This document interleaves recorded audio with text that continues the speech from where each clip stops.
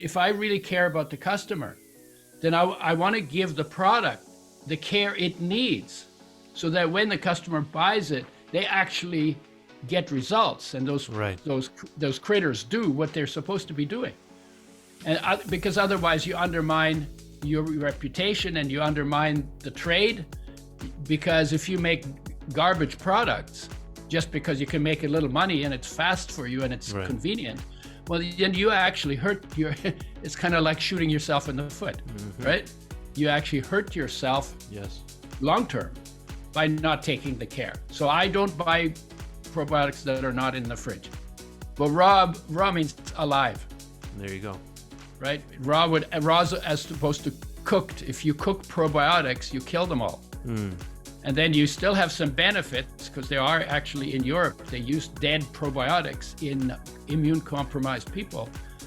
You get some benefits, but you don't get the benefits that you get when you can get them live. And that's why they need to be refrigerated. That's how they stay alive. Wow.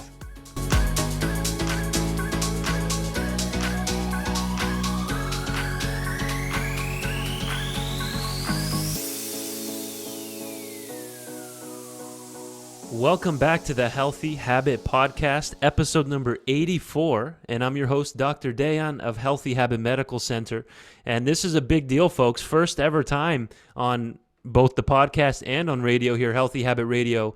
We're talking with Udo Erasmus. Udo's pioneering work in health and wellness started over 40 years ago. Yes, his name is the one that's on the bottle, folks. As a prominent voice of the healthy fats oils movement, Udo raised manufacturing standards of food oils, including flax oil. In 1994, he co-founded the Udo's Choice supplement brand, a global leader in cutting-edge health products specializing in healthy oils, probiotics, digestive enzymes, and greens. Udo is an accomplished author of several books, including Fats That Heal, Fats That Kill, with 250,000 plus copies sold, folks, 250,000 copies sold. Udo, thank you so much for coming on. Well, thank you for having me on. Well, today we're going to be talking Flora Probiotics, and it's Udo's oil. It says it right there on the bottle, in the glass bottles. So this is a big deal. We get to learn your perspective on the importance of Flora Probiotics, the role they play in our health. Maybe we can connect it to how it relates to our immune system, Udo. This is cold and flu season. A lot of people are coming into the store here sick. So the stage is yours. All right. Well, just to give the background, 10% of the biomass on this planet is bacteria. 10%. So you can't Clorox your way to bacterial health. You have to learn to live with them. And I divide bacteria into three kinds. One are the rot bacteria. They're everywhere, and as soon as something dies, they recycle it. That's a big part they play. And they're in the soil, and they're everywhere.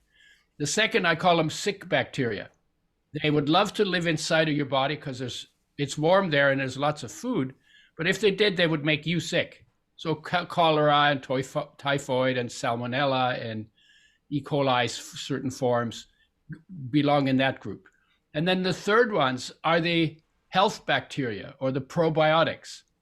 And they're the ones that we need to make sure we get, because if those go missing, then we go into the balance of sick and rot. And we don't want to go there until we die. Right? Interesting. And they also happen to be the most vulnerable, because some of them, especially the lactobacilli and the Bifido bacteria, they don't form spores like many other bacteria do. So when the conditions get bad, they die. So we refrigerate them. They're either in live foods, in fermented foods, or if we get them in supplements, they need to be in the fridge. Because if you keep them on the shelf, they will die maybe 2 to 5% a day. So if it's 5% in 20 days, they're all dead, right? And then they still are a little bit helpful, but they don't reproduce. And we want them alive. And we want to start them high up in the body, because the more you have, the higher you start, the longer they can eat and multiply. And the more benefits they unfold while they travel through your digestive system. So why is it that some need to be refrigerated, some don't? How's that Well, there are two issues. If a bacteria forms spores, then it's temperature proof. When the conditions get bad, they just go into a spore, and then they sit around until conditions are good again, and then they open up and go again. Well, the lactobacilli and bifidobacteria don't do that. They just don't do that. They're live. They're live in the soil. They're live in on top of the plants if you're living in nature. And a cow will get its probiotics on every blade of grass it eats on the meadow, but not if it's being fed corn in a feedlot. Right? Right. So, yeah, and it turns out that, and then the other reason why not for refrigerated, some people don't want to refrigerate them because that's a commercial consideration. And then they end up putting them on the shelf. And then when they get them, when somebody buys them off the shelf, you don't know how much you're getting. Because in the fridge, they lose maybe 0.1% of their potency per day. And on the shelf, it might be 2 to 5. And so that's why, so if you really care, this is the way I think about it. If I really care about the customer, then I want to give the product the care it needs so that when the customer buys it, they actually get results. And those critters do what they're supposed to be doing. And because otherwise you undermine your reputation and you undermine the trade. Because if you make garbage products, just because you can make a little money and it's fast for you and it's convenient, well, then you actually hurt it's kind of like shooting yourself in the foot, right? You actually hurt yourself long-term by not taking the care. So I don't buy probiotics that are not in the fridge. I never do. They're in my fridge every night. One of the things I do is at night before I go to bed, I do my dental hygiene. And I don't use any of the bug killers in my mouth because they kill all the bugs. Yeah. And then when I'm done, brush my teeth, and I use baking soda and I use different things. But once I'm done, then I open a couple of capsules of Super Bifido Plus, which is one of the 7 probiotics that we have. Okay. But I dump those on my tongue and I brush my teeth with them. Then I swallow them. And then I don't rinse my mouth. I leave them in my mouth. And then I go to bed and I wake up with exponentially less bad breath in the morning. Fascinating. Because when you sleep, you don't swallow. And then the rot bacteria that are left after your mouthwash, they start multiplying they double every 20 to 30 minutes.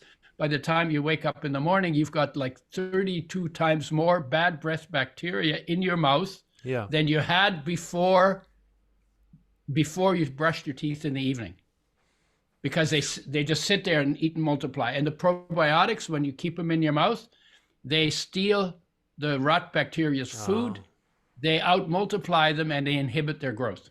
And so that works really well, really good for dental health as well.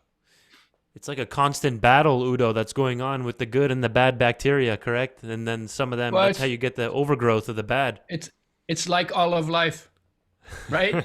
you're from Serbia. That's right. It's a battle there too. For 700 years. 700 years, I've heard people have been killing each other and going back and forth, right?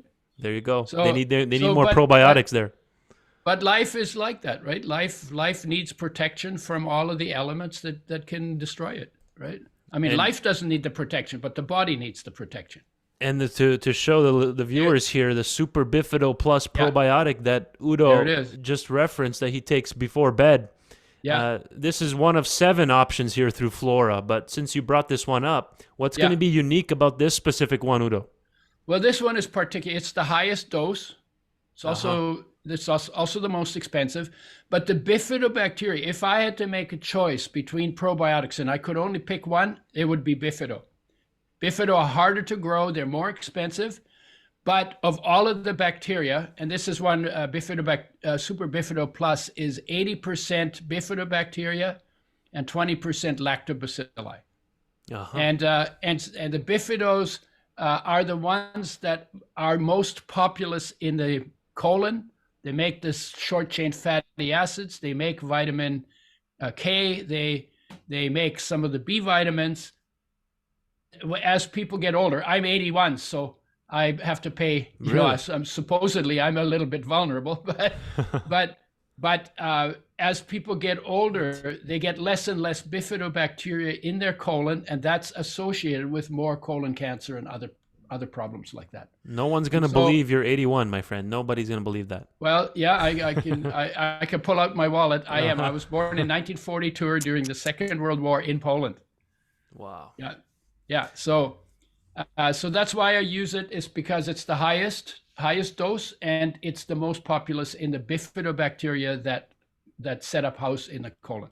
Again, folks, a Super Bifido Plus probiotic, maximum support for intestinal health. But remember, it starts in the mouth, right, Udo? That's where you need to start. Yeah. The idea is in nature. If you look at nature and you're running around naked in the jungle or wherever you are, right?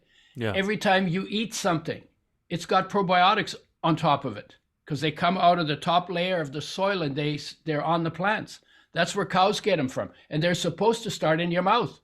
Mm-hmm. You're not supposed to swallow a capsule and have it what do they call it, enteric coated, so that it doesn't open up. Yeah, you're not supposed to do that. That doesn't happen in nature. But they should be human adapted, because if the probiotics are human adapted, they're actually at home in the human digestive tract. And that's important because a human digestive tract has high acid and strong bile. Yeah. Dairy bacteria are not used to high acid and high bile because cows just eat grass. They don't need all that acid.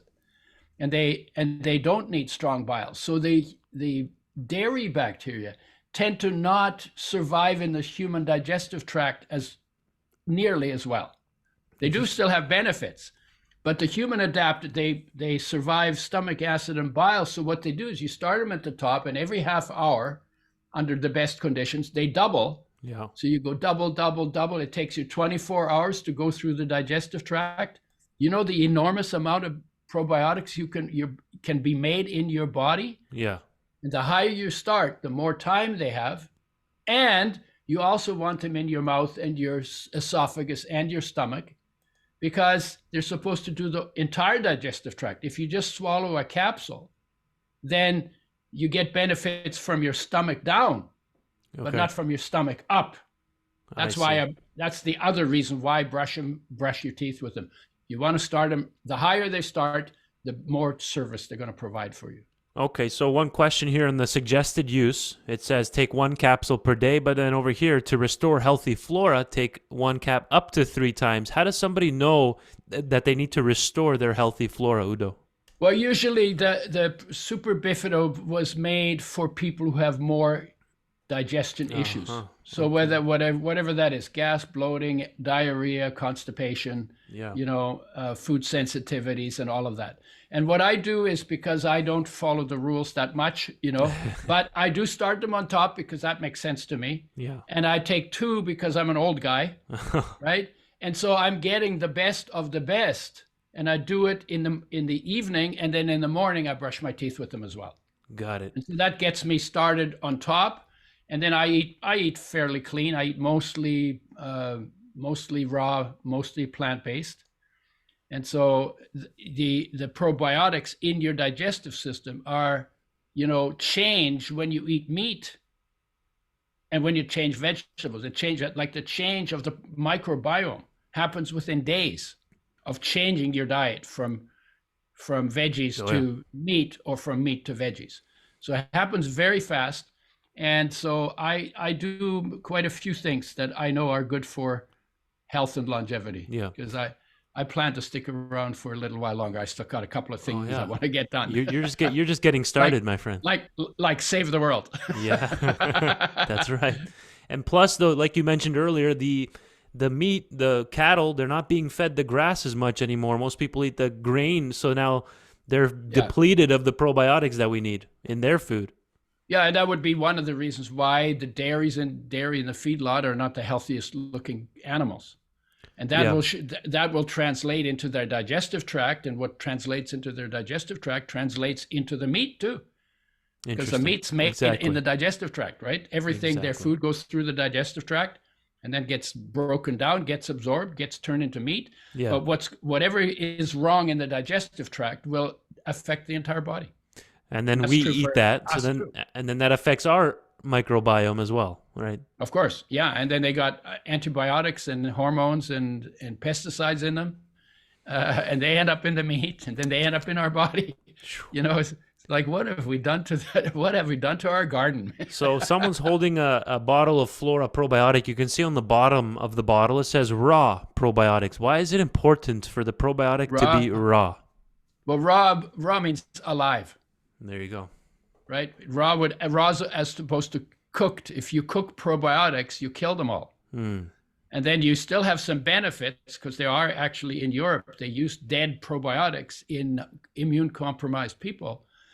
You get some benefits, but you don't get the benefits that you get when you can get them live. And that's why they need to be refrigerated. That's how they stay alive most effectively. Imagine that someone spends $30, $40 on a dead probiotic, and they take that, you know. Yeah. That's not going to help anybody. They won't want to come back. They won't get the benefits as if you consume a live, refrigerated, raw probiotic. Yeah. So tell us a little bit more about Flora, then. We'll take a step back. I want to have you on again, maybe a couple more times, because we only have 25 minutes here. You know, there's only so much we could cover. Yeah. But tell us then. Yeah. Way too short. Way too short. Tell us what overall makes Flora stand out as a company when it comes to probiotics. Well, what Flora did that nobody had done before, they came out with a line of age-specific probiotics. You know, because the probiotics used to and still do have fancy names, and then you go to the store and you look at the probiotics and say, you don't know what's in them. You don't understand probiotics. Usually most people don't, right? Yeah. Then you look at them and it's like, well, what should I use? And there's nothing on the label that tells you. So we started with a probiotic in a lozenge for after dinner instead of dessert. It had 1 gram of dried cane juice in it, so it tasted good, raspberry flavor. And so we started, it starts in your mouth, you suck it. I used to call it suck, don't chew, right? And so you suck it, and it's a lozenge, and you provide probiotics after your meal. And then, and then we ended up getting age-specific for infants or young children, so infants, for children, for adults, and for advanced adults.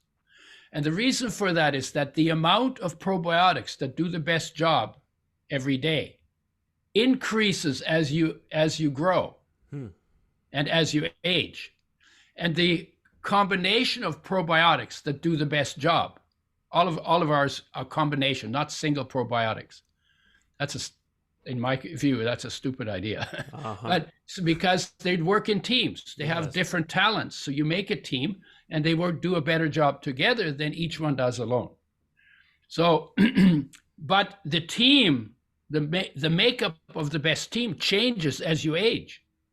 So if an infant has some probiotics in it that you never find in healthy adults, so why would you put it in an adult formula if naturally it's not there? Right. So there are different formulas for the different ages. Interesting. And that way you get, and then when people come and they get their probiotics, you know, you've made it easy for them, because they know, like women do most of the shopping, probably 80% or something like that, right? So they come in the store, well, this one is for my daughter, and this one is for my son. Right. They're teenagers, so they should get maybe the adult formula, to get the adult formula. Oh, and then I have a you know, my sister, well, she's in her 50s. Well, she needs the advanced adult. And, you know, and then my neighbors have kids, and I like their kids. Well, they should have the children's. And so then they literally will go in and they'll buy, and they have in their mind who they're buying for. And the label tells them what they need to get for each of those people that they have in their mind. That's like the caretaker function that women serve. Yeah. Is like you want to help them as much as you can, Right. make it easy to make the best choices for all those people that they care for. Amazing. And So age specific is like, and nobody had ever done that before. right. So we were the pioneers. Flora was the pioneer of that. So then we'll finish off, since it's cold and flu season, Udo, and a lot of people during this time of year, they take vitamin C, zinc, elderberry, which are fantastic. But what role do probiotics play in the immune system? Well, probiotics make molecules that are absorbed into the body that strengthen the immune system. So they should be part of it. They're part of general health, but they're also part of immune health. Your immune system is made out of food, just like the rest of your body. So, but the other thing I would do with the immune system, digestive enzymes. When I start getting a sore throat or my nose gets plugged, I will take a digestive enzyme capsule. I'll open that in my mouth and swish it around in my mouth, because digestive enzymes that are rich in protease, like our advanced adult formula, Flora's advanced adult formula, that will digest the protein coat off the viruses, because most viruses have protein coats. And when they do that, you actually put the virus out of commission before it even gets in your cells. Wow. So when I get a sore throat, I will take one of those, swish it around my mouth, swallow it. Again, I don't rinse my mouth after that. I just leave it there. And honestly, within hours, my sore throat's gone. I don't get colds anymore. Yeah. Yeah. I also use acid water from a Kangen machine. Spray the back of my throat, spray it up my nose. Vitamin D is super important. We don't sell vitamin D, but vitamin D is super important. I take 10,000 units a day. Usually, probably adults should take between 5 and 10,000 a day, because it's not cold and flu season. It's vitamin D deficiency season. And vitamin D is super important for the immune system. Especially if you live somewhere northern and you don't get as much sunlight. You definitely need to be taking that. Yeah, like me. in Canada. You're in Canada. That's where I'm. I'm born in Windsor, Ontario, Udo. I'm in Vancouver. Yeah. Okay. There you go. Yeah. Okay. So for everybody tuning in, we're talking with Udo Erasmus, representing Flora Probiotics, the man behind Udo's Oil. You've dedicated decades of your profession and life here, Udo, to helping educate people on the importance of things like flax oil and probiotics and good healthy fats. So this has been an informative intro. Yeah. Did you want to add anything else? We're closing in the last couple minutes here, my friend. Yeah, just Super 8. Super 8 is for travelers, so you don't get Delhi belly in India and you don't get Montezuma's revenge in Mexico. And it's also used. Women use it to replenish their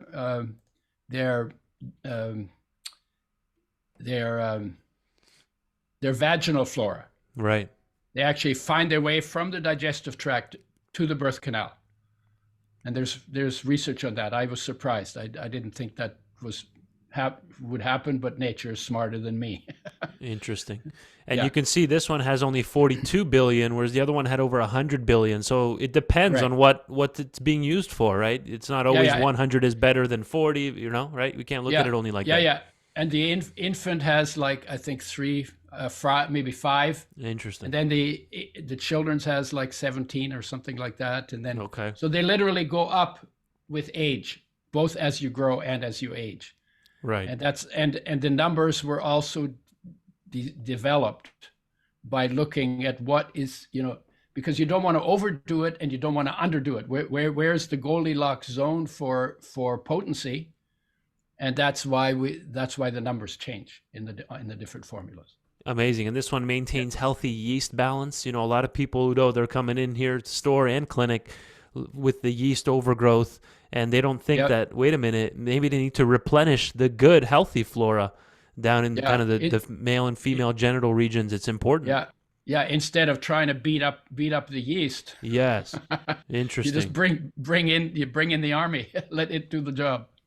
Wow, that's a very good point. You're just trying to kill off the bad yeast without replenishing the good ones to help repopulate. It's like a garden. You got to put in the good seeds, right? Yeah. Yeah, exactly. So you want to plant, you want to plant plants and let the plants deal with the weeds. Fascinating. Right? Amazing, folks. We're talking with Udo Erasmus here. And if you haven't been yet to his website, go to udoerasmus.com. That's UDOERASMUS.com, Udo Erasmus. And you can see what he's up to here about Udo, his book, his products and articles. And we feel blessed that he came on to the Healthy Habit podcast today. You can see he's been featured in multiple different platforms here. Udo, what's a good summary for today, what we talked about? A couple minutes left. We talked about Flora Probiotics and, yeast overgrowth and many things. So give us a little recap for our listeners here. Okay, when it comes to digestion, which is the second most neglected area after oils.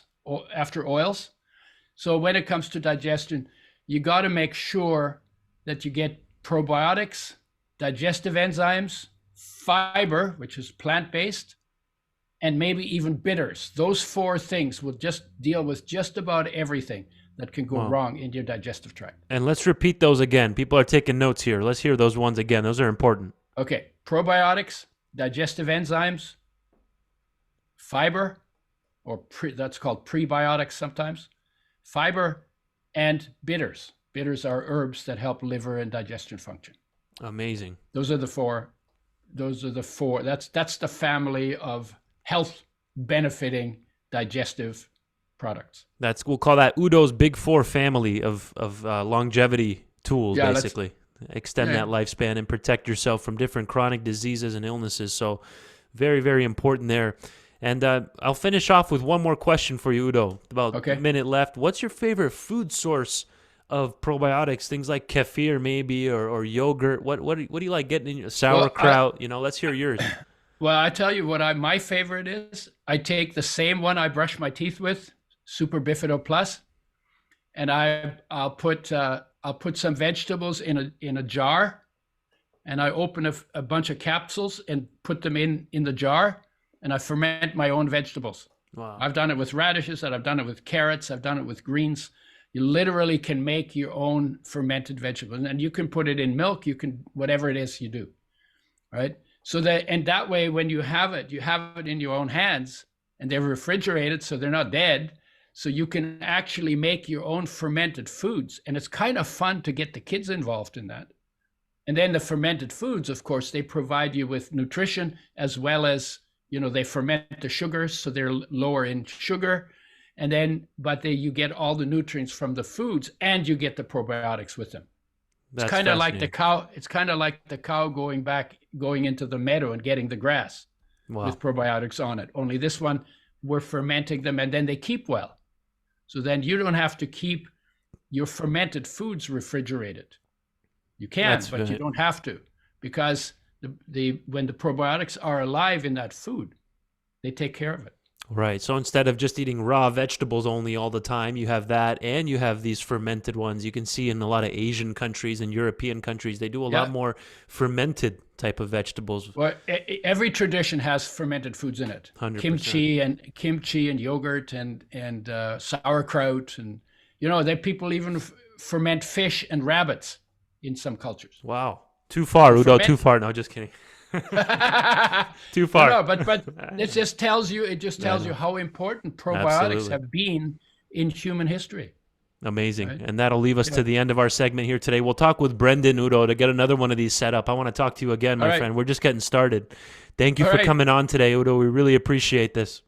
All right. Thank you.